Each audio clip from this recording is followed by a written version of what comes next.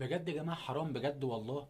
يعني 10 مباريات الاهلي يخش فيه 12 جون، 12 جون في 10 مباريات، شنو هذا بجد؟ يعني الاهلي يفوز على الاتحاد السكندري بشق الانفس 2-1، ويتربع على قمه الدوري برصيد 21 نقطه. السلام عليكم ورحمه الله وبركاته. اخوكم هيثم كارول سينمائي. صلوا على النبي محمد صلى الله عليه وسلم. فضلا وليس امرا ادعمونا باشتراك في القناه، ودوسوا على زر الجرس عشان يوصل لكم كل جديد، ودوسوا لايك.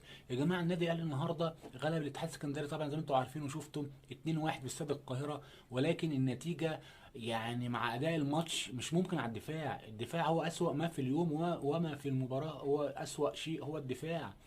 يا جماعه، يعني الاتحاد السكندري بيلعب يعني على الارتداد الهجومي بطريقه ممتازه ممتازه. كابتن تامر نحاس الكابتن بتاع الاتحاد السكندري بجد شابوه ليه. بيلعب بطريقه 5-4-1. الارتداد الهجومي عنده مشكله حاجه خطيره، خصوصا الشوط الثاني. الشوط الثاني الجبهه اليمنى بتاعت الاتحاد السكندري اللي هي ناحيتنا ناحيه الشمال اللي فيها احمد نبيل كوكا، الراجل واكل عليه عيش وحلاوه. اسمه لعيب الجناح الايمن رقم 15، اسمه ابو بكر، ابو بكر لاجا.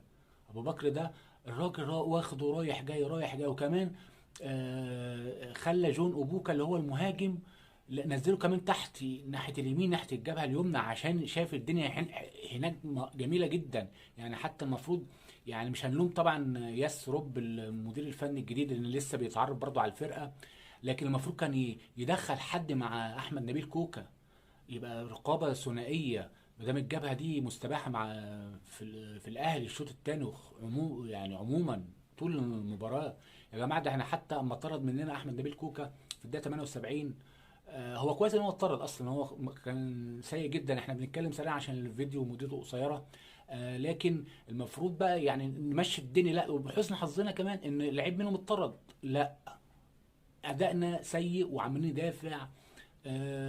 انت بتديها حوالي، احسب بالظبط على على الستوب ووتش، بدقيقه 85 لحد دقيقه 93، حوالي 8 دقايق. اقسم بالله 8 دقايق رائد، يعني شفتهم 8 دقايق تقريبا هم اللي عمالين يهاجموك وانت قاعد بتدافع ومستسلم لهم وقاعد لهم. ايه ده؟ مش ممكن يعني.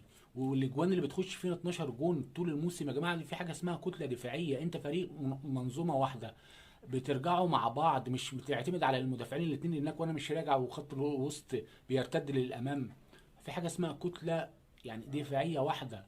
لكن بالطريقه دي يعني يعني يسرب حاول يحل الموضوع في الاخر ان هو ينزل عمر كمال عبد الواحد آه، مع الراجل التاني عشان يدعم محمد هاني. دخل محمد هاني مدافع